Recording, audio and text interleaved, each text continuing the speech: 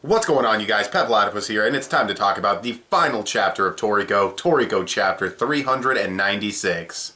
No live reaction. I figured a review would suffice for this chapter. I didn't think anything too crazy would happen, so I was right. Nothing too crazy really happened. But at the same time, it was a crazy chapter with the world building, and man, I gotta say I'm mixed on this chapter because, on one hand, objectively speaking, just as a chapter of Toriko, it's really fucking good. It's got world building, it's got universe building, fucking multi-universe building. Calm down, Dragon Ball Super. Like, fuck, like, talking about how, like, the gourmet gods fucking split off into all these universes.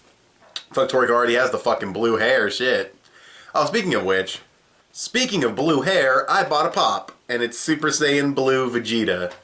Actually, the packaging said Super Saiyan God Super Saiyan Vegeta, because that's how old it is, but, I never thought I'd buy one of these, but I just saw him there, and he looked fucking legendary as fuck, so I got a Vegeta pop. Do they even sell these internationally? Like, do you even know what this is if you live outside of the US? I have no idea, but anyways, I'm gonna put him right there. No point in bringing that up. I could have totally waited until my next Dragon Ball Super review to show that off, but there's really not a lot to say about this chapter of Toriko. Like I was saying, though, world building, really good. It talked about the gourmet Big Bang and like all this other stuff Toriko can do with like after drinking Atom and shit and the gourmet satellite and all that crazy shit. We get answers to certain things, we get new things revealed to us, and overall it's objectively speaking a fantastic chapter of Toriko. Easily would earn like a 9 to 9.5 out of 10 for its world building, universe building, explaining stuff. Feeling like it's like a really good setup chapter, except it's set up for a whole lot of fucking nothing because there's nothing, like, it's the end. It's the end of Toriko, so it's just like massive fucking blue balls, like fucking Super Saiyan blue balls over here, just giving us all this fucking cool shit, and then, nope, it's over. Go check out this New Guys series, and, you know, don't fall over, Vegeta, you were fucking, like, $13. Anyways, so yeah, speaking from my own personal bias, you know, my own personal opinion, subjectively speaking, I should say, I don't like this chapter that much because it's not like Dragon Ball, where Dragon Ball ended and it was like, okay, well, everyone's older now, it feels like an epilogue. Goku goes off to train with this new kid because he has to set him on the right path because he's very powerful, very dangerous, but also to have someone to fight against, to have someone to spar against. Of course, if Dragon Ball Super keeps the same ending, it really wouldn't, he would not hold a candle to Goku, but we'll see how they handle that. But you know what I mean, based on like how the manga originally ended, it was a character that Goku could fight against and train with, and it's like the adventure continues, but it's vague, it's left open, not bookended, but you could still end it there. And I know people have issues with Dragon Ball ending, but I feel like this is a worse ending because this really genuinely feels like it's setting things up for the future. Even the Toriko anime was like, let's just have them go to the gourmet world, we'll keep it vague, we're not going to go too much into the, you know, world building or anything, it's just, you know, all of them went to the gourmet world, that's where we're going to end the anime.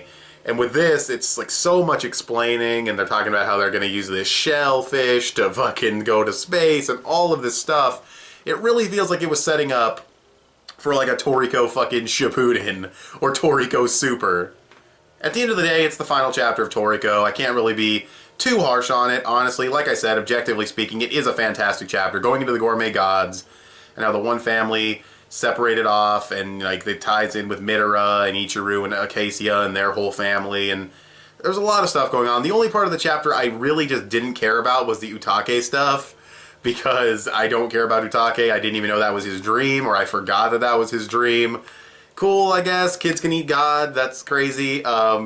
And then they talk about Ume, and they're like, oh, how's he doing? And I'm just thinking, well, considering it's been 3 years and he's a Komatsu clone, he probably died from advanced aging, but no, he's working at a culinary school.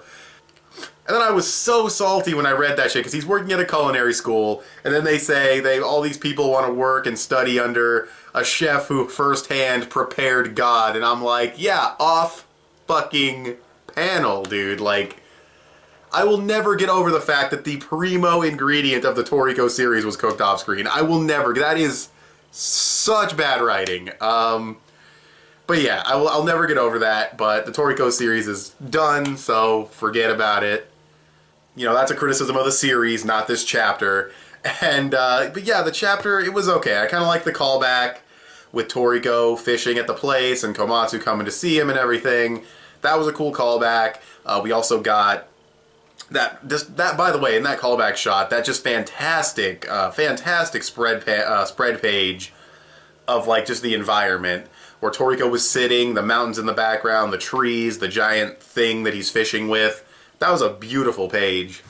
And that's what I was getting to. Beautiful art in this chapter, really, really well drawn. The opening color page, we find out that one of his demons is pink. Okay, I mean the third demon is pink, I should say. Okay, it's not a big deal at all, it's a thing because no one knew what its color was. Yeah, it really feels like Toriko could continue, but I don't think it will because of its, you know, ratings or its fucking sales. And just the fact that it had this rushed ending as it did, I just don't think Toriko's going to come back in the future. But who knows, you know, you never know. But yeah, that's Toriko, the final chapter. And again, I don't want to be too hard on it because it really is, from a world building and all the other stuff I mentioned, a fantastic chapter. However, not a fan of how much it sets up to not deliver on, you know what I mean? And maybe that was the intention. If that was the intention, I don't like the intention, because it really does feel like some Super Saiyan blue balls. But I'm going to stick with my objective score and talk about what the chapter is in and of itself, and I'm going to stick with that 9.5 out of 10. It really gave us a lot of information, and can't fault it for that. So, with all that being said, well, I kind of can, but that's just my own personal bias. So yeah, with all that being said, what did you guys think of this chapter of Toriko? You can go ahead and tell me in the comments section below. You can also follow me on Instagram or add me on PSN. I'm Peplotibus on both. You can also give this video a thumbs up and share it on social media. Both those would help me out a lot. Subscribe if you haven't already or if you like what you've seen here. I want to thank you guys for watching, and I'll talk to you guys later. Bye.